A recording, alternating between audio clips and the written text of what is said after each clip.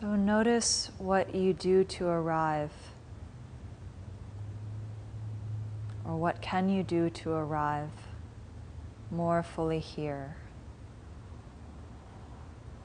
Maybe feel your weight on the earth, maybe take stock of your breath,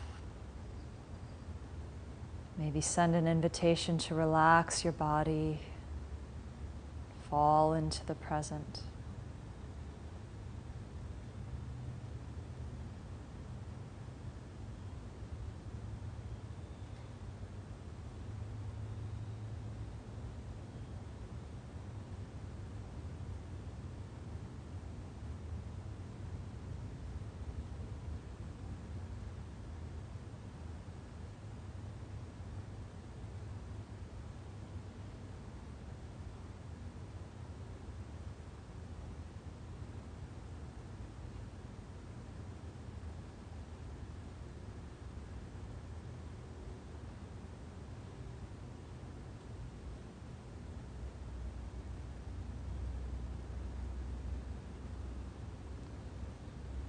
And also notice what you do when you leave here. So when your mind flies away, or your body starts to tense up because it's rushing into the future or the past. First, are you aware of that? And second, what do you do?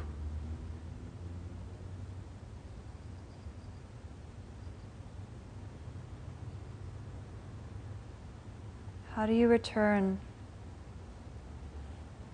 to an open, loving, centered space within yourself, without force and without blame?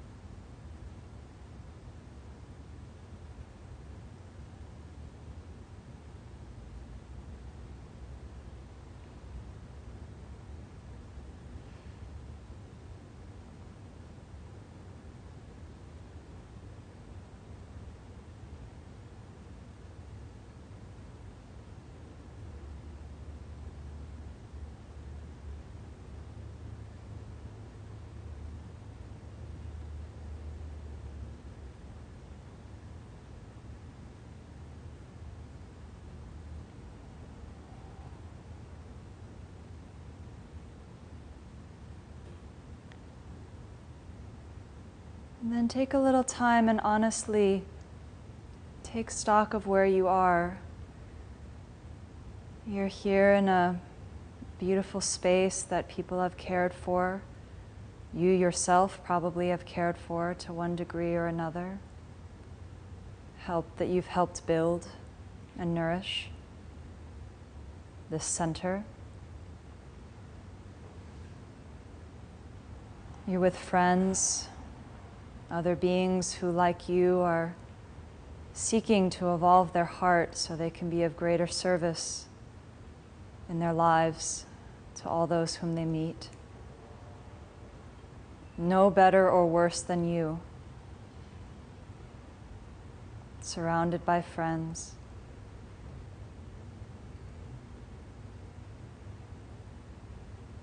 No one here at the moment, thankfully, is in extreme physical or mental pain.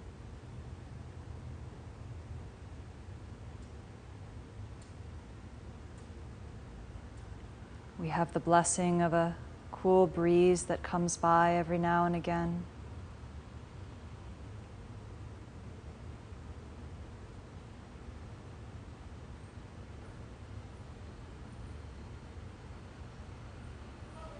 We can hear the sounds of other beings all around us moving through their day,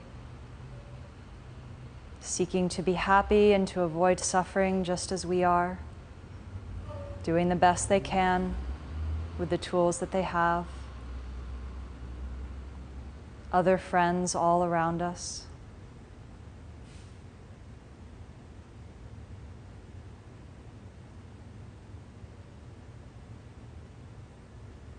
And while we may have challenges in our lives, and we may have things that we wish to improve within our own consciousness, we can ask ourselves, is there any reason right now in this moment to be anything other than happy, grateful, at least content, settled to be here?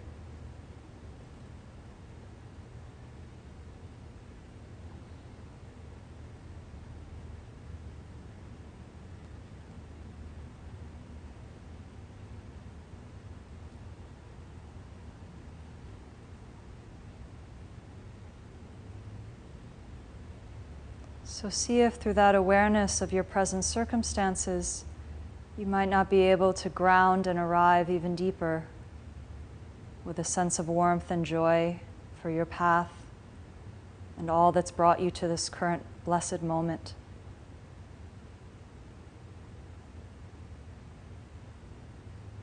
These moments, one after another, so fleeting, not one will come again. Each is so precious. And we're sharing them together, breath by breath.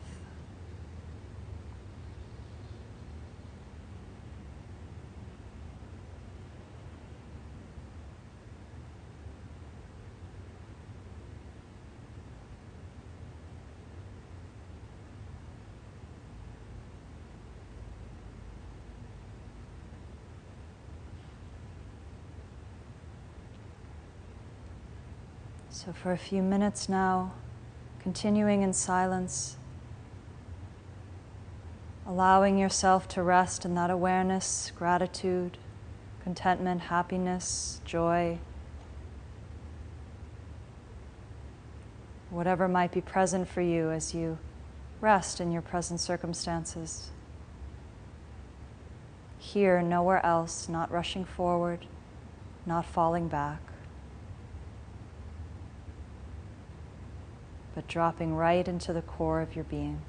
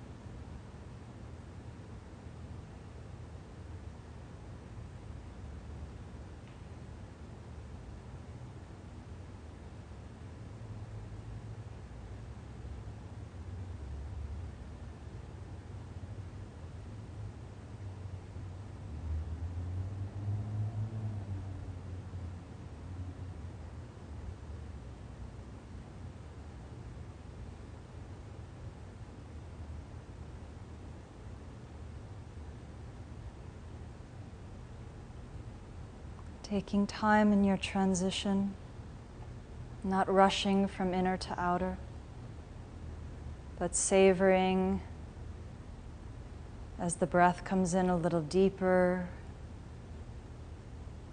feeling very luxurious and slow as the eyes find their way back to outer light.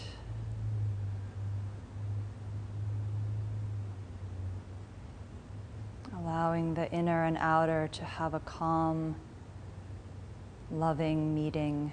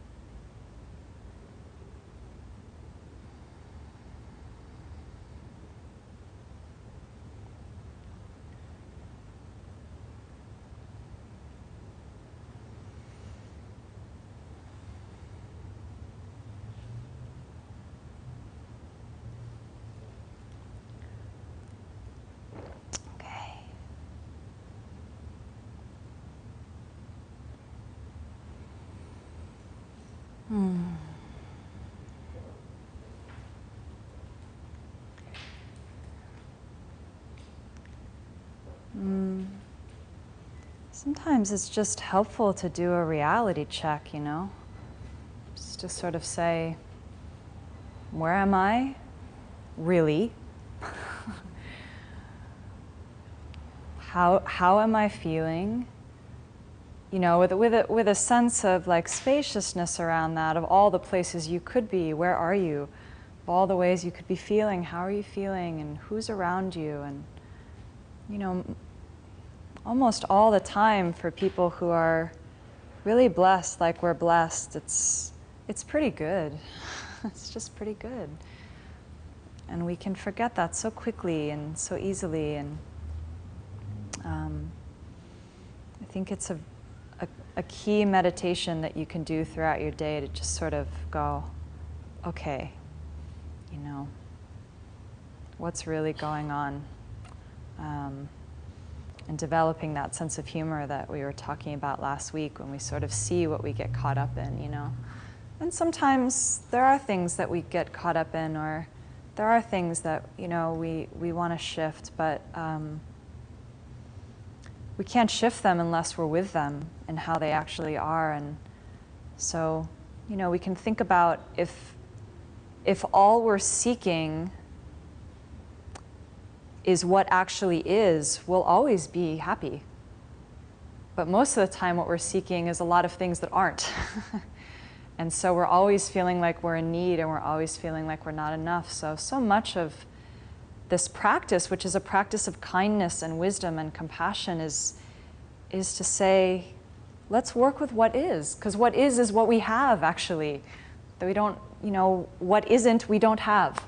So we can certainly work with what is, and, you know, then as we're working with what is, we might want to make some little shifts in what is. That's fine, great. Creative energy, you know, what can we do? I always say, like children, right? Like, what would be more fun? That's all they're looking for. But they're totally working with whatever's there. You know, it's pretty rare until kids get later when they're starting to really learn like they can get stuff.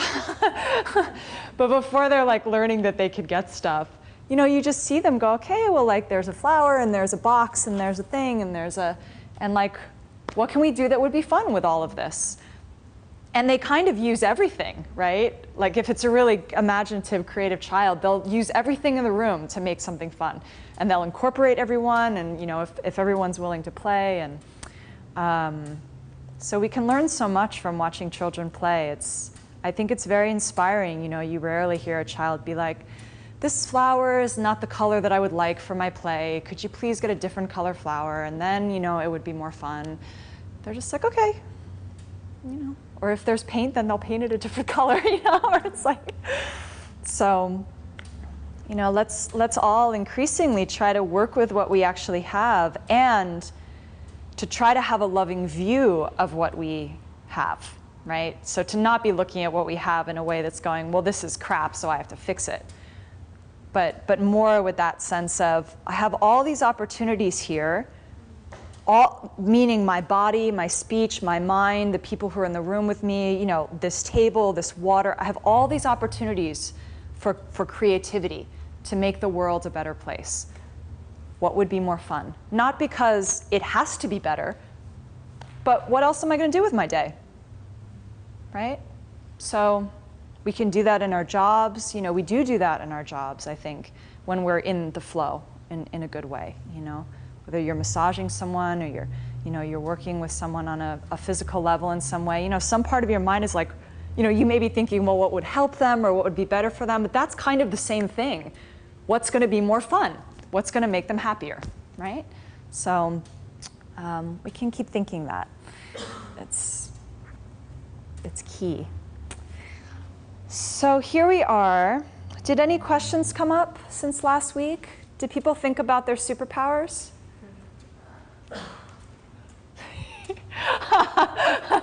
Maybe not. Any questions come up from anyone about anything? Or anyone online? Okay.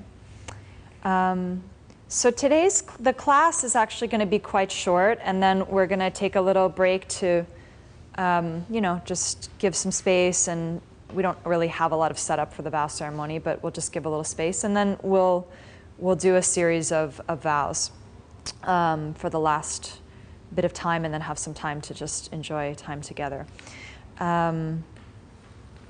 So let's take a little moment to talk about the last secondary vow, which we ended with last week. So again, we've gone through the root vows and we've gone through the secondary vows in their entirety, and we just sort of very cursorily, I don't even know if that's a word, went through the last one, which is failing to use supernormal powers to threaten someone when needed. So it's interesting because one of the three qualities of an awakened being is power.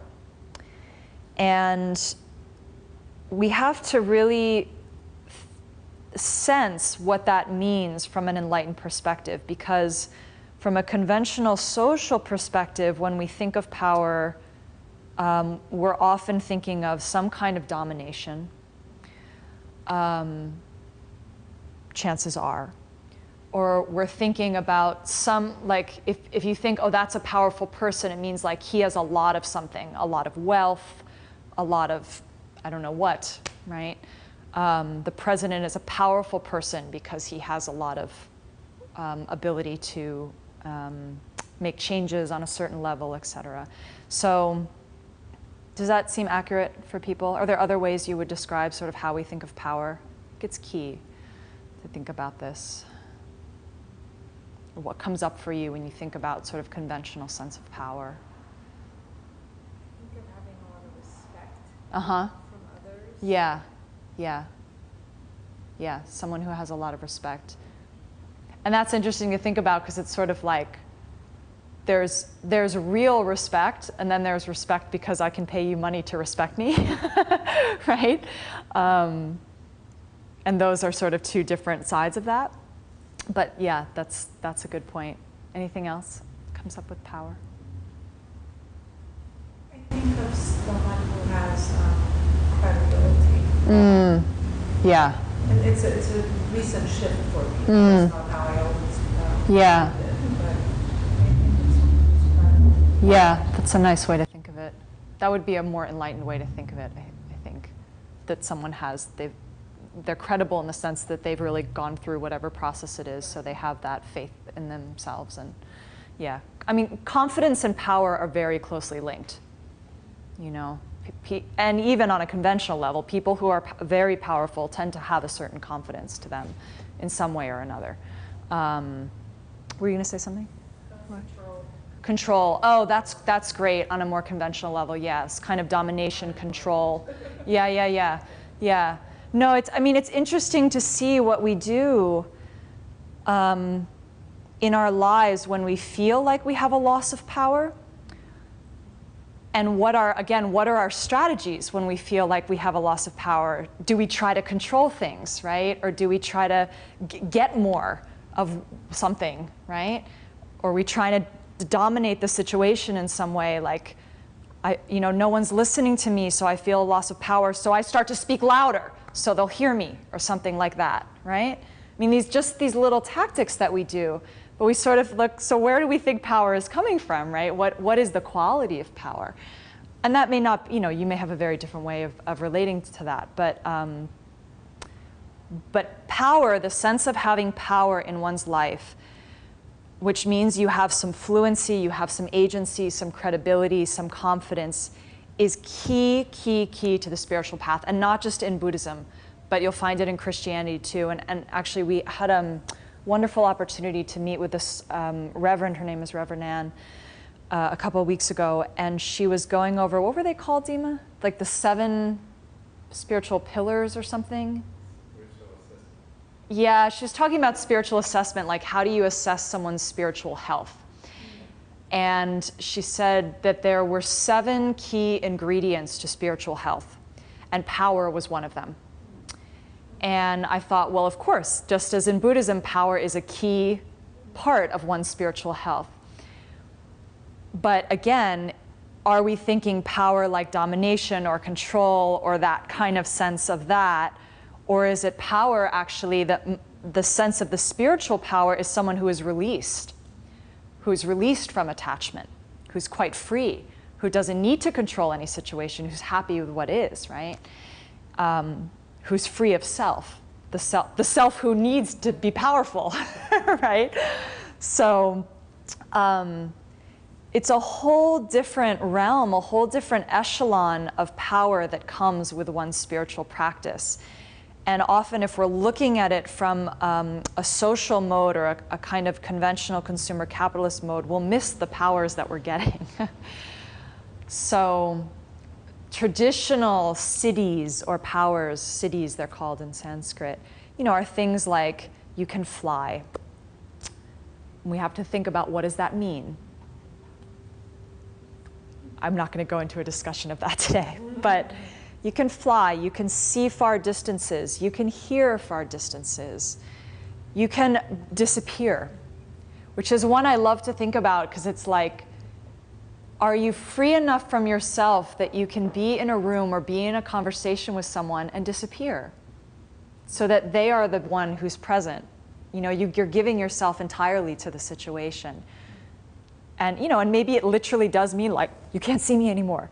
I don't know. I think on a metaphysical and physical level, it's possible to change matter to that degree. But I also think it goes deeper than sort of these like cartoon parts that we go to.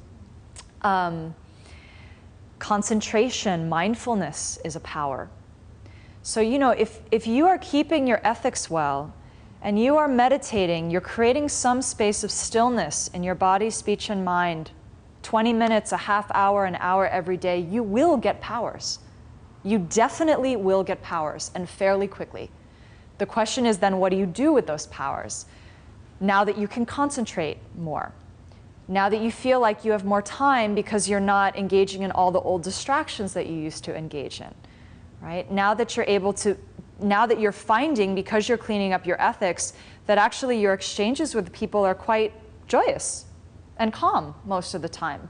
You're not bothered by as many things as you used to be. All of these shifts are powers that we get. And one of the reasons why they're powers is because we feel more confident in ourselves as we go through our day. Like, as you clean up your spiritual practice, you start to go like, my life's not so bad. It's pretty good. That's a power, So this vow is about, one, you have to recognize what your supernormal powers are. And it's interesting they call them supernormal powers because you can think, well, what is a normal suffering being? What is their level of confidence or power? Pretty low. Like a regular, and you can just maybe think about yourself before you started this course, or 6 months ago, or whatever time you have for yourself when you think, okay, I've been really working on my spiritual practice for this long. Try to cast your mind back. And again, this is like, can you be realistic about what it was like beforehand? And sometimes it's hard to do that, to like really look back and go, how was I before I started meditating every day?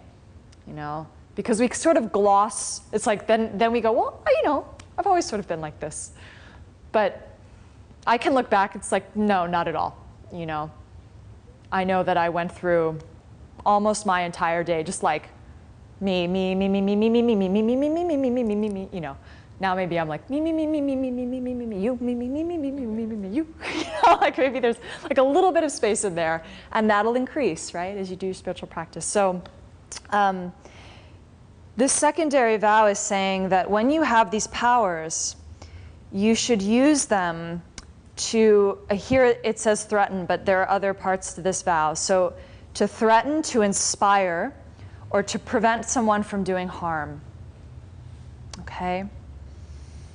And these three things you can do all day long. Now, threaten is a fairly, that again is one of those most intense modes where, you know, when someone is really in a space where they're hurting themselves or are going to hurt you, and it's a situation where you need to be forceful, that in itself is a type of power, to be forceful with compassion in a way that that person is able to be released from what they're doing. You know, as you go through your day, how are you using your powers to inspire people? You know, something else that's really beautiful that happens as you go along your spiritual path that I've seen and also experienced is that your natural talents become more vivid. And the things that you're not naturally talented at, you get less afflicted about. Or more just like, that's not so much a talent of mine, right? But the things where in Tibetan they call them your Kam, K-A-M, like what is your Kam? The thing that you were born to do gets very fluid for you, and you can start to sense like, yes, I should be doing this. I can really help people like that. You know, and often sometimes people are so afflicted, they don't even know what their talents are. They can't even sense them, you know. But we all have them. It's not because they don't have talents. It's just they can't sense them at that time. So as your mind gets clearer, as your heart gets more open, your talents will naturally blossom. And sometimes they're unexpected talents that you didn't know that you had. And sometimes we have an attachment to what we thought we should be doing or we thought we were good at. And then we would discover, well, actually, you're really good at this. You know, and then it's part of our job as spiritual practitioners to let go of the old model and say, well, if everyone is asking, you know, it's interesting because it'll come, in my experience at least, and I've seen it with other people too, it starts coming from other people. Like other people start to say, can you do this? Can you help me with this?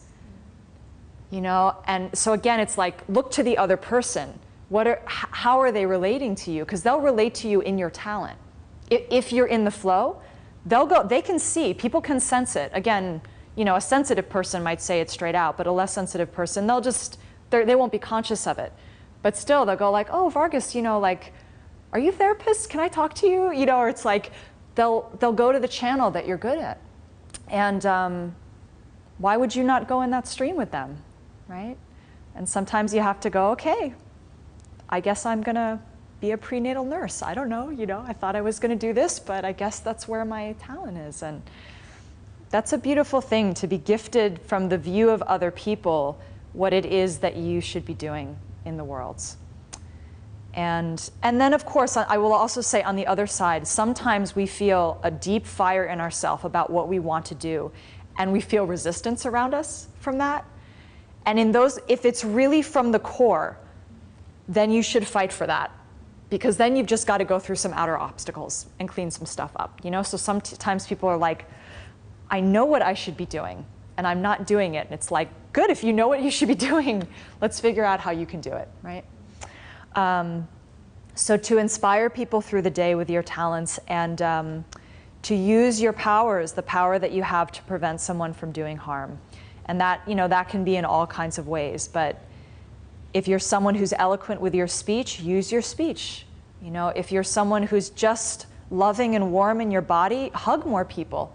There's this, I'm going to bring him to the center, but there's this man, Al, in Ojai, who has a hugging booth at the, what's it called, farmer's market.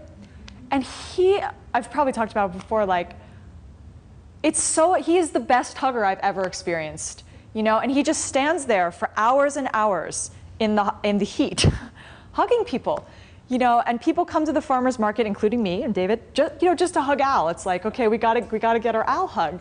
And what's so beautiful is that he will meet your force exactly. He will wait until you begin to disengage, and immediately he will disengage. You know, like he's totally reading your energy.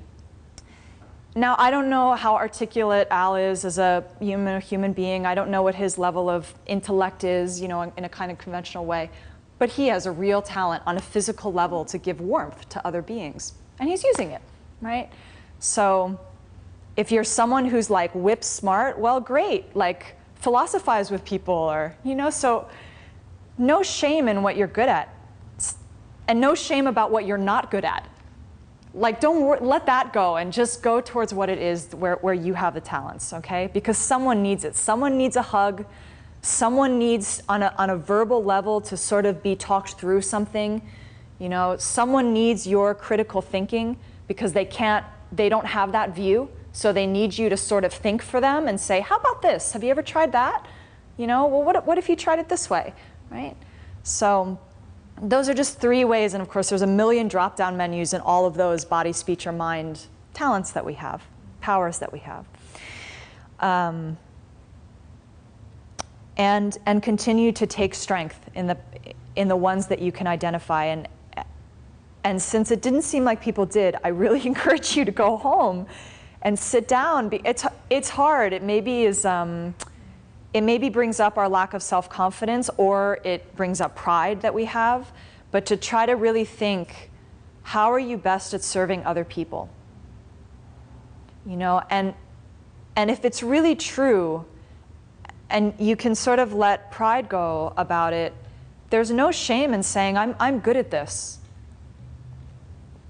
And using it for yourself, because if you don't identify it, it's harder to really get into the way of using it. So it's helpful to say, okay, you know, this is a talent that I have. Musicians, artists, whatever it is. Okay, so that's the last one.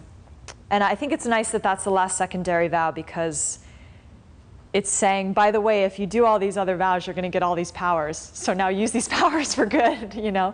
You're going to become a superhero. Buddha's the real superhero, you know.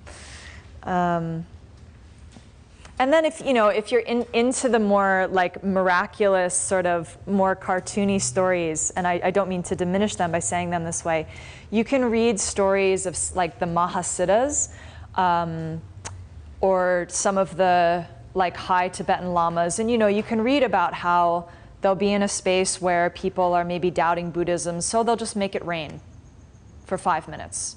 Or they'll just do something spectacular. And of course Jesus did this too. It was like, well, I'll just do a miracle then. So y'all can like shut up for a second and take in the message that's coming, right? It's like, stop your doubt that's going so strong. And then of course the question is, do you, on the receiving end, have the heart to see a miracle, right? Like, are you recognizing those things when they happen? I'm sure that in Jesus' time, there were all kinds of beings who didn't see any miracles. They didn't, or like, he changes water to wine and they're like, whatever, big deal. I'm sure there's some trick. I'm just gonna drink the wine, right? It's like, where is your what is your mind looking for? We will totally find what we are looking for.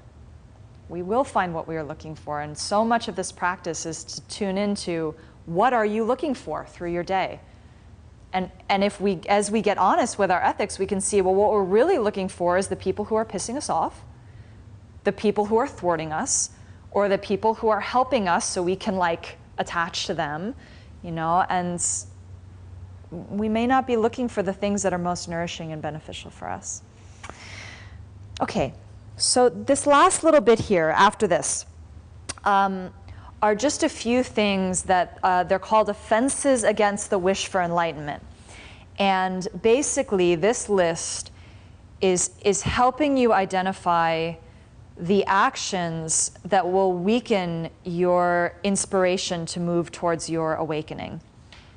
That will weaken, for instance, the energy and the power that you had to come to a class like this, to make it here. That is a type of power that you have. So everyone has the reading, right? Yeah. Do you need the reading to know? Okay. So the first two on this list are about supporting others. And again, they're all stated in the negative, but the positive would be that you're supporting others who are doing good work, which you can see would strengthen your wish. So I'm going to talk often about them in the positive side, which would be the things that would strengthen your inspiration. So the first one is failing to support those whom it would be proper to support with Dharma. And here, so the first two are separating Dharma and material things. So here you can think on a mental and physical level, okay? So of course, in the conventional world, mental would come through speech or come through someone's presence or something like that, and then material things, food, shelter, etc. Help with all of those. We went over many of them in the secondary vows. And this is getting specific because it's saying, identifying for yourself as you go through the day, the people who are, one, available to your help, and two, the people who are really seeking to do something good with their lives and to make sure that you're doing everything you can to help them, you know, to go out of your way to help them. So what these two practices are helping us do is to attune ourselves to the power of looking for opportunities to support others. And sometimes when we're starting these practices, we sort of go through our day and it's like, well, if someone asks me for money, I'll give them money, you know, or if it's clearly apparent that someone needs help. But we're not necessarily like having that hawk eye that's going in the room going, what does Vargas need? What does Tanel need? You know, like looking and having that as our joy. What can I do? What can I do? What would be more fun? What can, you know? That has a different energy to it, a different sensation to it, okay? And on a very, very, very practical level, just ask people. Like to start going through your life going, do you need anything? What can I do for you? You know, sometimes it's not so apparent and, you know, we can maybe acknowledge our limitations. And I thought today, I'll let you into a small affliction that I have, which is when people don't use their blinkers. And I think it would be so much easier for me to protect your life if you actually let me know that you were going to turn right there. And I thought I wanted to get a bumper sticker that said, I'm not clairvoyant yet. Please use your blinker, you know? So recognizing our limitations and saying, okay, maybe I can't sense what everyone in this room needs, so maybe I should just ask them what they could use, right? And then, of course, as soon as you do that, you have to open the possibility that they're going to answer you. And then you're going to like, you know, you should probably do it, you know, or try to help them with it. So a lot of times we don't ask because we sort of don't want to like open that possibility, open that door. But as much as you can, starting to ask people, what can I do? What can I do for you? So this is pretty much the same on the physical and mental level, okay? And then the third one is failing to let go of anger when someone hurts you. So you can see the wish for enlightenment, right, is the desire to lead other people towards happiness and away from suffering. And you know, that desire to reach your full awakening so that you can separate all the boundaries. If you are holding on to anger, of course you are working against that wish. You are actively creating separation between you and another person in your mind. So you are weakening your development, your spiritual development. It's just not practical for you in your life if you're trying to improve your heart and your mind in a spiritual manner to hold on to anger. So we should do everything we can. And of course, we have had many vows through this class that relate to that. And this is just another one saying, don't forget. If someone hurts you, try to forgive them immediately. For you, because it weakens your heart when you keep those boundaries up. And I think the more we can get clear that, like, because some part of us when we're angry, the angry part goes, oh, I'm forgiving them for them. Like, I'm conceding to something for them. You know, I'm going to lose something of my own power if I forgive them, right? And at least that's how I feel when I have that sense. It's like, no, I don't want to forgive you, because if I forgive you, I'm giving something of myself away, and I need something from you. I need you to recognize what you did to me, or I'm in need. Why would I give you something in this moment, right? And to see that that sensation is totally harmful for you. And if you can get really clear on that, then over time, chances are you will get quicker to let go and say, I forgive you for me. You know? And then when you get to a higher level than that, then you can say, I forgive you for us. You know, I just don't want to have any separation like that. But yeah. Or just scratching your head. Okay. So everything we can, identify where your anger is, what sets you off, and to watch yourself in those moments. The first step always is to develop a good witnessing eye. So you try to witness what happens when you get angry and say, okay, so these are my strategies when I'm angry, which often are, I'm going to be angry. That's my strategy. It's like, I'll just continue to be pissed off, right? And then maybe like later I'll think about it or something. But oftentimes when anger comes, we bow to anger. We go, oh, anger, you're coming. Okay, I do whatever you say. That's not a powerful person, right? That's not an awakened mind. It's not good to let anger be in control.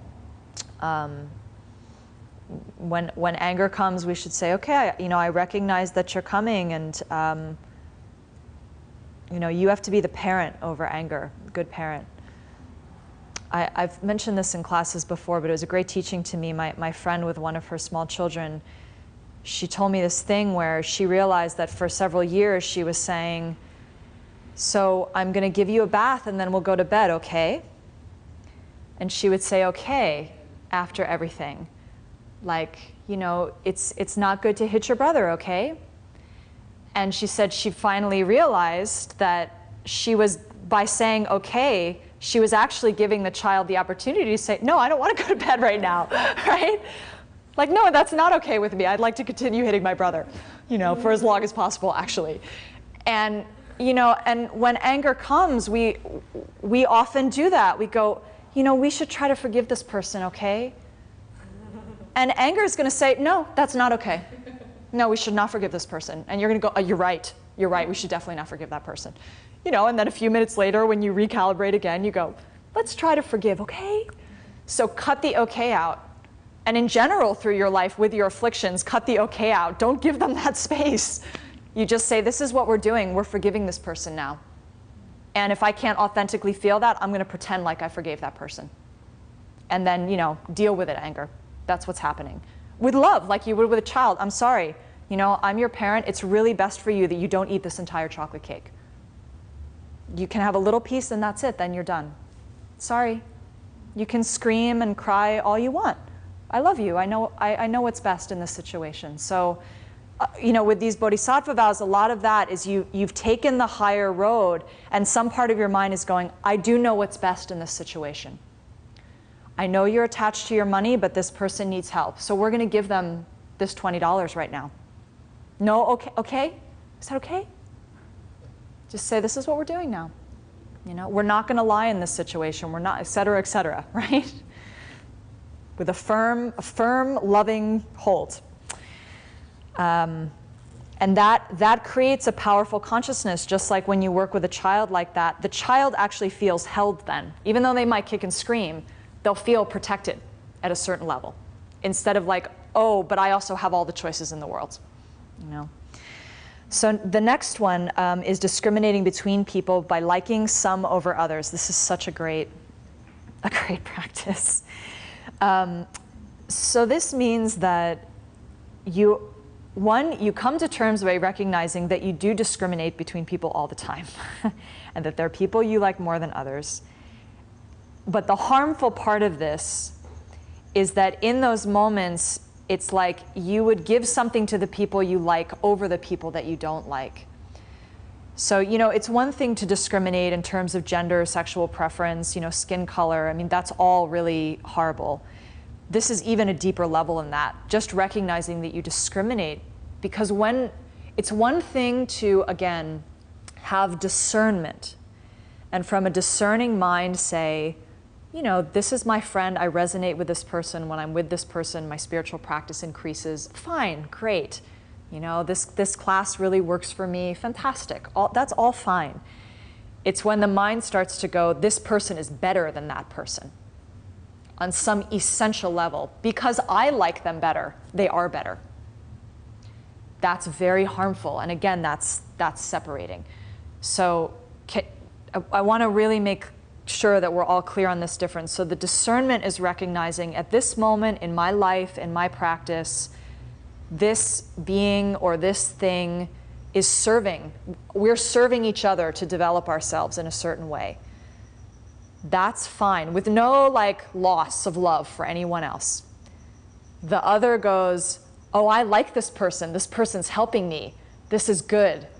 This person is good, they are better. They are better. And therefore, when push comes to shove, I'm gonna save that person over this person over here. Okay? So it all comes down to the lifeboat moment, right? All the way to yourself, that you discriminate liking yourself over others more, which we really do, right? And that's the ultimate harm. This is why we fear each other, because we can sense that the way you are in your consciousness is the way everyone else is. And so if you're favoring yourself over everyone else, they're doing the same. Because of course that's the view you have of the world. So somewhere in your being at a gut level, if the person comes in with the gun, ain't no one stepping in front of you to take the bullet unless you've got that heart to do the same thing. So we fear each other. Naturally, rightfully so, then we fear each other when we put up all these boundaries. And you see it very quickly when, as Geshe Michael always says, the veneer of civilization is very, very thin. And when things start to go, it goes very fast. And if you've ever been in a situation where something like that happens, in an earthquake or some kind of natural disaster, or and then of course people do amazing things as well. But I always think of those people who are in fires, like club fires or something, and you hear about how all these people get trampled, and the rational mind goes. And then you have to ask at the deeper levels of your consciousness, what is moving? Is selfishness moving, or is compassion moving? And these aren't even as I'm speaking, I can sense the self that's this is dangerous conversation. You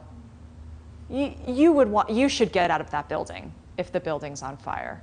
It's yes, of course, you should get out of the building, and so should everyone else.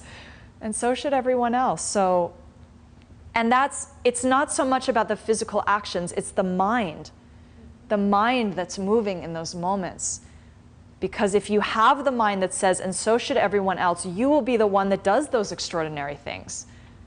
Is the person helping everyone out and also gets out themselves or something like that, right? So, we just have to keep checking in. These vows are bringing us to that kind of extraordinary level. These are the people that we revere. They're the heroes. They're the spiritual leaders.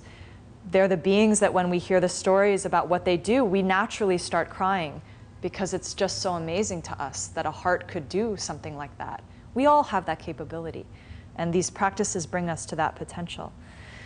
The next one is failing to take yourself to a spiritual teacher. So this is acknowledging that having some kind of guide in your spiritual life is key, and that you don't just bring yourself to them once, but this is saying it's a practice to work with a teacher or teachers over your spiritual life. And we talk about that often as we go through the teachings. So you can ask yourself, though, What is your relationship to having a teacher? Do you sense that you have a teacher?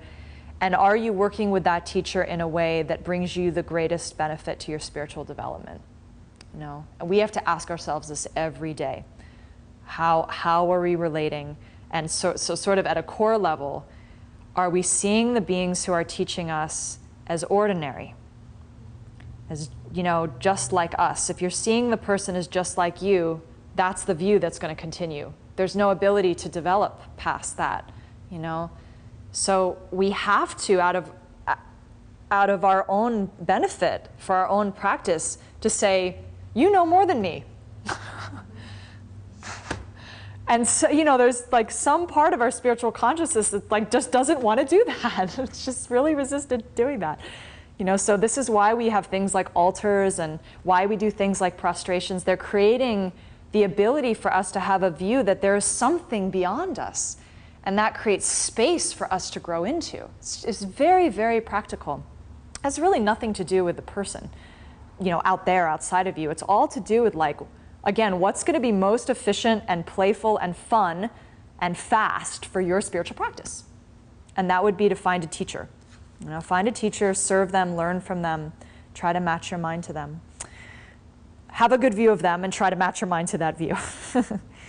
So the next one is, these are pairs, okay? The next couple. This is like laying out a whole practice. So take yourself to a spiritual teacher, study with that teacher. So again, this is stated in the negative, right? Giving up the practice of continuing your spiritual studies. But the positive is find a teacher, study with that teacher, and then meditate, okay? Personalize what you have learned, as we talked about so much last week. Get to that level of mystical inspiration where you are realized in what it is that that teacher is offering you. That is when the real power comes. So you find a being that inspires you, that moves your heart, that moves your spiritual heart. You go to them, you study deeply with them, then you take what you've studied home, you contemplate, you bring it into your inner realm, and you try to fuse it with your being to the level that it's no longer cognitive, but it is your life, it's your heart. Okay? Next, those are those three, okay? The next one, failing to have others in mind as we partake of food, clothing, or anything of the like. And the next two are sort of paired. Engaging in any virtuous activity at all without the wish to realize your highest evolution for the sake of all beings. So this is saying that as you go through your day, to remain mindful that you are a spiritual practitioner, you're seeking to serve others, you're seeking to let go of your attachment to your suffering self. So as much as possible, you try to remember, like, why am I drinking this water? Why am I getting in my car? Why am I putting on this piece of clothing versus another piece of clothing? And make every moment of your life meaningful. You know, it's so inspiring, these two, because it's saying there's no moment of your day where you're not serving others. You know, sometimes we think, well, you know, I was out helping this person with this thing, I was serving them, and then I get home. And then I'm going to make myself dinner, and I'm going to take a bath, and I'm not serving others during that time. But of course you are, depending on how your mind is moving, right? So if you're thinking to yourself, okay, I'm going to have a healthy meal, a good meal, so my body is healthy, so I can have more energy when I actually go out to serve others. I'm going to have a good night's sleep so I can meditate. You know, I'm going to wash so I don't stink when I go to class, because it's difficult to sit next to someone who smells bad. I mean, like, literally, you know, you just sort of think, like, instead of like, I want to take a shower so I look pretty, so everyone thinks I'm pretty. I mean, it's like watching what do you think you're doing in your life, you know? And you have the power through your view to make every moment of your day meaningful and of service to others, and they will feel that. You know, if you spend a whole day at home, you never go out, you could spend that whole day serving others in how you're moving your body, using your speech, thinking, right? When one goes into a spiritual retreat, that's like the highest level of serving others. You're not seeing anybody, not talking to anybody, you know? You're barely even moving. You're sitting still the whole day, and yet the work that you're doing is to try to lessen your selfishness intensively during that time, right? So these 9, if you can look at these 9 as a sort of whole life practice, again, it's so comprehensive, these bodhisattva vows. And these last chunk are sort of saying, okay, you have all these practices, all these vows. These 9 are like, here's the practice, you know, support others, forgive others, try to have some equanimity, take yourself to a teacher, study, meditate, and as you go through your whole day, make your life of service. Make your whole life of service, and you will be happy, definitely. No question. You know, you will find peace. Let's just take a little stretchy. Let's take a 5, and then I'm just going to go over the last bit, which will take about 20 minutes or so. So just a 5.